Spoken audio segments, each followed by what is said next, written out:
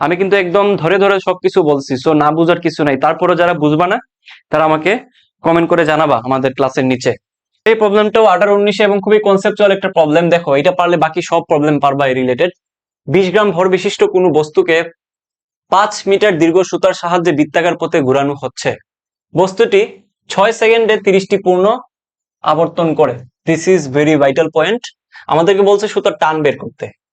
ওকে, তো জিনিসটা একটু ভিজুয়ালাইজ করাই তোমাদেরকে, নাহলে বুঝবা না। এই হচ্ছে, মনে করো যে একটা দুষ্টু বাচ্চা কি করতেছে। একটা দুষ্টু বাচ্চা মনে করো যে এই যে এই কেন্দ্রে তার হচ্ছে আঙ্গুল।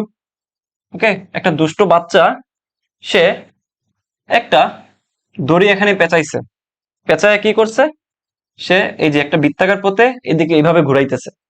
ওকে, তো এই মনে করো যে পাথরটা, এটা হচ্ছে একটা পাথর, এখানের মধ্যে বাঁধার পরে সে এই বেগে হচ্ছে ঘুরাইতেছে। তো এইদিকে তার ব্যাগটা কাজ করতেছে। মাথায় রেখো, বৃত্তাকার পথের ক্ষেত্রে যখন হিসাব করবা তখন এই যে এই দড়িটুকু হচ্ছে তার আর ব্যাসার্ধ, আর এদিকে তার কাজ করতেছে রৈখিক বেগটা। মাথায় রেখো, এই স্পর্শক বরাবর, বৃত্তের স্পর্শক বরাবর কাজ করে তার রৈখিক বেগ, যেটা ওইটা। ঠিক আছে, একটু লিখে দিচ্ছি, রৈখিক বেগ। রৈখিক বেগ। তো আমরা সিম্পল ভাবে আমরা কিন্তু অনেক কিছু জানি। কি কি জানি? আমরা জানি এই যে এই বস্তু যেটা আছে, মানে এই যে বৃত্তাকার পথে, তাহলে বৃত্তাকার পথে কি হইতেছে ঘটনাটা, বৃত্তাকার পথে এই যে এইদিকে মানে সে ঘুরতেছে। তো ওই ক্ষেত্রে হচ্ছে তার ওমেগা, কৌণিক বেগ। তো রৈখিক বেগের সাথে কৌণিক বেগের সম্পর্ক ছিল B equals to omega cross R, vector দিয়ে চিন্তা করলে এটা, আর simply B equals to omega R. এটা একটু সবাই খাতায় নোট করো, B equals to omega R. এটা হচ্ছে তার কি, রৈখিক বেগের সাথে কৌণিক বেগের সম্পর্ক। তো আমাদেরকে বলছে টান বের করতে, তাহলে এই যে সুতার টান এখানে কাজ করবে না? হ্যাঁ, একটু বলো আমাকে, এই যে এদিকে সুতার টান কাজ করবে না? ভিতরের দিকে বা বাইরের দিকে, যেদিকে বলো, সুতার টান কাজ করবে না? দ্যাট ইজ কল টি। তো এই টিটা হচ্ছে মূলত কেন্দ্রমুখী যেই বলটা, ওইটা কেন্দ্রমুখী যেই টানটা, সুতার মধ্যে টান, সে হাতের মধ্যে একটা টান অনুভব করবে না সুতা ঘুরাইলে, দ্যাট ইজ কল কেন্দ্রমুখী বা সেন্ট্রিফিউগাল ফোর্স। এটা কি টান বলে বৃত্তাকার পথের ক্ষেত্রে। তো আমি তোমাদেরকে একদম রুট, মানে একদম মেইন থেকে বুঝাই দেই যাতে তুমি প্রবলেমটা বুঝো ভালো মতো।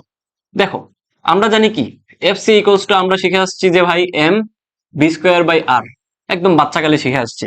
তো আমরা এখান থেকে দেখো কৌণিকের জিনিসগুলো বের করে ফেলতে পারি।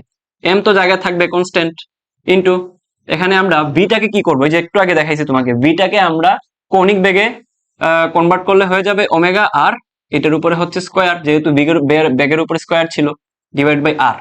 ঠিক আছে, তো সিম্পল একটু খেয়াল করো, এম এম এর জায়গায় থাকলো, দ্যাট ইজ কল, আমি এটাকে স্কোয়ার করে দিলে এটা হচ্ছে স্কোয়ার হয়ে যাবে, নিচে হচ্ছে আর। তো এখন তুমি বলবা যে ভাইয়া এখন ওই যে এই আরটা দিয়ে আরটা কাটা দিলে উপরে একটা আর থাকে, তাহলে এখানে সূত্র হয়ে যাচ্ছে এম ওমেগা স্কোয়ার আর। তাহলে ভাইয়া এটাই হচ্ছে মূলত, ভাইয়া আমাদের সেই টানটা, কাঙ্ক্ষিত টানটা, টানের সূত্র। সবাই একটু নোট করো, সবাই একটু।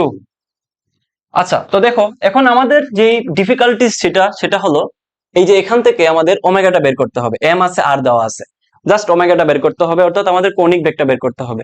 তো কৌণিক বেগ বের করার অনেকগুলা নিয়ম আছে। যেমন ওমেগা ইকুয়ালস টু, আমরা জানি সিম্পল ভাবে যে ভাই 2 পাই ডিভাইডেড বাই এই যে টিটা হচ্ছে তার পর্যায়কাল।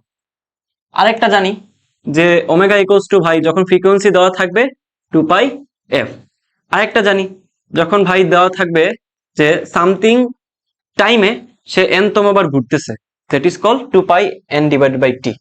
তাহলে এই জিনিসগুলো আমরা জানি। তো দেখো তোমার কোনটা এখানে আসলে পড়তেছে। আমাদেরকে বলছে 6 সেকেন্ডে 30টা পূর্ণ গুণন দে, তাহলে আমার এই টাইপে আমাদের সূত্রটা পড়তেছে, তাহলে আমরা এই সূত্রটা ইউজ করব। তাইলে একটু খেয়াল করো তো, আমাদেরকে টান বের করতে বলছে না, তাহলে আমরা একদম একসাথে সব বের করে ফেলি। তাহলে আমরা দেখো এখান থেকে টি ইকুয়ালস টু আমরা বলতে পারি M omega square, that means এখানে কি আছে বলো, একদম মান বসায় দেই। এম এর মান কত দেওয়া আছে, 20 gram, that means 20 divided by 10 to the power cube, তাহলে কেজিতে চলে গেছে। তাহলে ওমেগা স্কোয়ার মানে কত, ওমেগা স্কোয়ার মানে হচ্ছে ভাইয়া 2 পাই, এখানে আপনাকে দেওয়া আছে 30 বার ঘুরতেছে, তার মানে হচ্ছে 30 ডিভাইডেড বাই কত সেকেন্ডে, 6 সেকেন্ডে, দ্যাট মিনস 6 সেকেন্ড। স্কোয়ার করলেন ভাইয়া, ভালো কথা, ইনটু একটা আর দিয়ে দেন। আর এর মান কত দেওয়া আছে, এখানে আর এর মান দেওয়া আছে 5 মিটার। তো ভাইয়া 5টা বসায় দেন, এবার হিসাব করেন, আনসার চলে আসবে।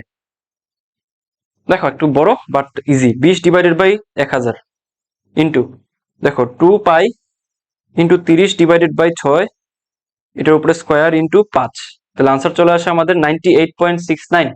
98.69 মানে হচ্ছে 98.7, 98.7। ঠিক আছে, আমরা কি সবাই বুঝছি প্রবলেমটা? বুঝছি কিনা বলো নিউটন? 98.7, এতটুকু কি বুঝার কথা না সবার? আমি কিন্তু একদম ধরে ধরে সবকিছু বলছি, সো না বুঝার কিছু নাই। তারপরে যারা বুঝবা না তারা আমাকে কমেন্ট করে জানাবা আমাদের ক্লাসের নিচে।